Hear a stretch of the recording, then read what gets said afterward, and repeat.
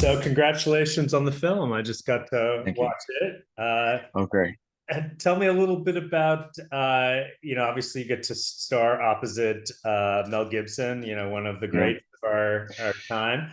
yeah. That must have been slightly daunting and an interesting experience for you. Talk a little bit about your experience working with Mel. Was there a particular moment that was the most Mel Gibson moment you had working on the film? Um, Probably shouldn't tell this story, but I will. Yeah, Um, please. you know, it was a funny thing because we were on set, and like working with Mel for me is like probably probably the great he's like an iconic movie star, an iconic director. He's like for me, he's the number one guy. I was looking up to him since I was a child. I used to sometimes used to pretend I was sick at home and just watch like Lethal Weapon 1 and 2. So I had them on VHS when I was younger. So I used to watch all of his movies, and then obviously when he made Braveheart and then he directed Apocalypto, like he really was had a massive place in my heart. So one day I was talking to one of the other actors and they didn't know Lethal Weapon. I said, "Oh my God, you've got to know, you've got to see Lethal Weapon, you've got to know about it." So I said, "Well, we'll just watch the trailer." So I showed her the trailer on the phone, and in the trailer, Danny Glover's there, and he says to Mel, famously says, "I'm too old for this," expletive, and that's kind of the classic line from the movie. And then we got called to set, and I was called to set. I went to set, and then Mel and I had to lie down in an elevator, pretend elevator shaft, like to climb up out of the elevator shaft, and we had to, make it look. It was actually pretty hard. We had to make it look like we were coming out. And actually, I was exhausted doing it. I found it pretty hard. And then Mel, is not the same age as me, and he turns to me after like the third or fourth time, and he goes, you know, I'm just too old for this expletive. And it was within like a 20-minute period of just showing that girl that moment, and then him saying that to me. It was just like it was very funny, and I kind of just suppressed a smile. I did the scene, and he turned to me and goes, "Actually, I saw it on the monitor. It looked really good. It looked great. It looked great."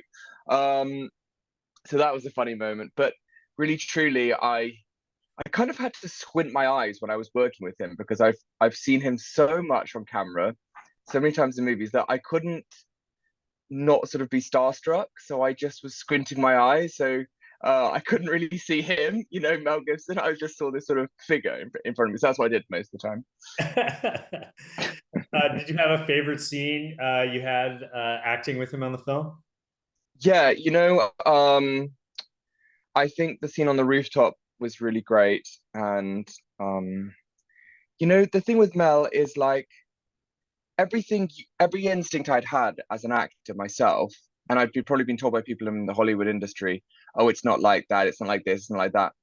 When I talked to Mel and I had this instinct before, he was like my gut reaction to something. He would always say, "No, it is like that. Like trust your gut, trust your gut," and that was a really empowering thing for me actually. So we had a couple moments up on the rooftop when he was just talking and telling me some stories, and it was just really cool. I felt really honored to be there with him. Did he give you any career advice?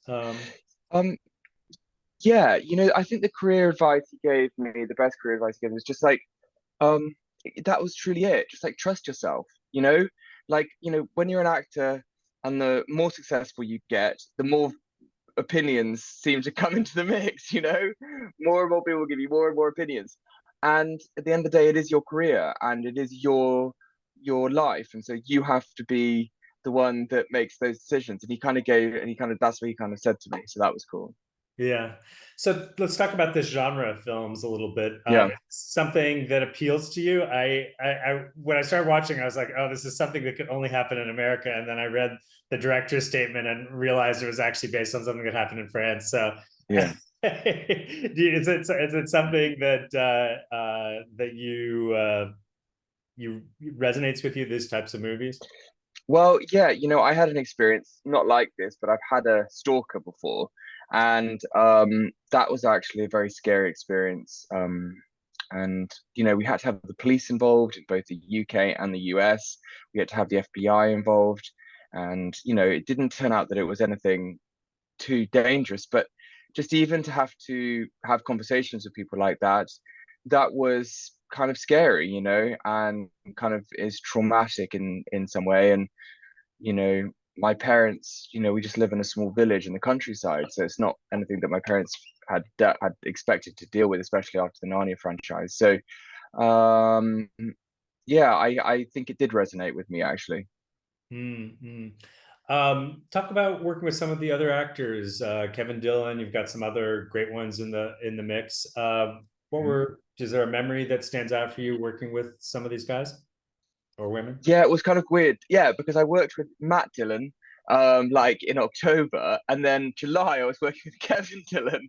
And so it was really cool just to talk to them. And actually it's interesting how they're both very famous actors, and I don't think sometimes people put it two and two together that they are brothers. And they're just how different they are, like Matt's very much like a Matt's an artist, Matt's a real artist, but he's very much like a guy's guy. He's like a man's man. Whereas Kevin is more Kevin's a bit softer, Kevin's a bit more of like, well, he played drama on Entourage, he doesn't mind making a fool of himself, or having a laughter. So I think that was kind of cool to connect the dots with those two guys. And then Enrique Ake's a great actor, and just to hear his story of how I think it's, well, they call it Money Heist in, but I don't know, I forgot what it's called in America. But his show, how he kind of actually championed that, and kind of made it into a big thing. It was kind of all him. So I don't know. I always love hearing people's life stories, and I'm always there to kind of lend an ear. But yeah, I've been very fortunate on that film to work with some good people. Thanks for watching the You Interview channel. With over 3,000 original celebrity videos, we have one of the largest collections of celebrity interviews anywhere. So remember to like and comment on our videos and subscribe to the channel. If you want to get more involved, you can become a member of the channel. Membership has its perks. You can see exclusive celebrity videos and get the opportunity to ask our celebrity guests questions. We can't wait to hear from you.